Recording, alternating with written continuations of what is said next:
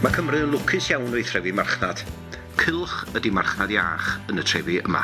Busnesa yn chwilio am fylchau i'w llenwi ar bob cyfri, ond yn prynu a gwerthu gan ac i'r naill a'r llall hefyd. Siopa annibynnol ydy asgwrn cefn y math hwn o economi, ac mae isio curo cefna'r busnesa teuluol yma sy'n dal i gynnal y dull hwn o fasnachu. Da ni wedi bod yn gweithio'n agos iawn efo cynllun Prynu'n Lleol a wedi gweld ystrydoedd dipyn brysurach dros y misoedd dwytha. Ond mae yna dal lot fawr o waith i wneud wrth drio annog pobl i gefnogi busnesau bach annibynnol drwy gydol y flwyddyn. Did you know that £10 spent in a local shop could be worth as much as £25 to the local economy?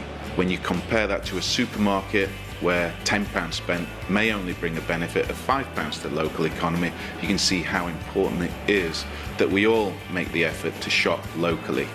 Mae'r rheswm ni siopa'n lleol ydy, yn ogystal â buddsoddi'r cadw'r byd yn lleol, ydy yr elfen ddynol o cael trafod o bobl lleol, trafod straeon, dod â'r plant ar y sadwrn braf.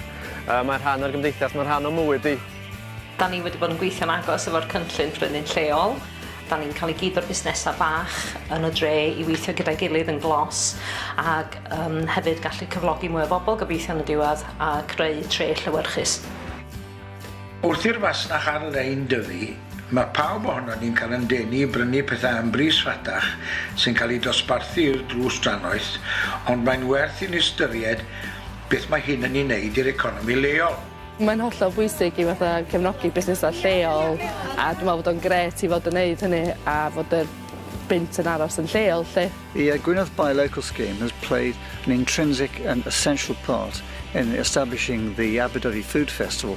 Knowing we can rely on a long-term relationship means that our local businesses can think strategically and plan for the future. Y prif beth da ni'n neud ydy cynnal marchnad bob mis yn Neuadd Sarn.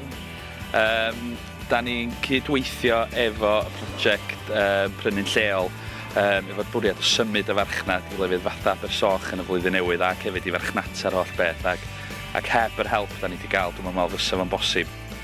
Dydy siop anferth yn dod i mewn ac yn ceisio gwerthu pob dim a sathru ar draed pawb arall yn y dre ddim yn gweithio o fewn y dreftadaeth hon. Tydy 2 am bris 1 ddim yn fargan os ydy'r ail beth yn pydru yng nghefn y ffridge. We can all make a massive difference if we just change our shopping habits just a little bit. Be sgynnon ni'n gefn gwlad i lot o gig, llysia a cynnyrch gwych. Pam nawn ni'n gadw o'n gefn gwlad a cadw yr economi rhedag hefo'r pres ni hynna'n yn Gymru.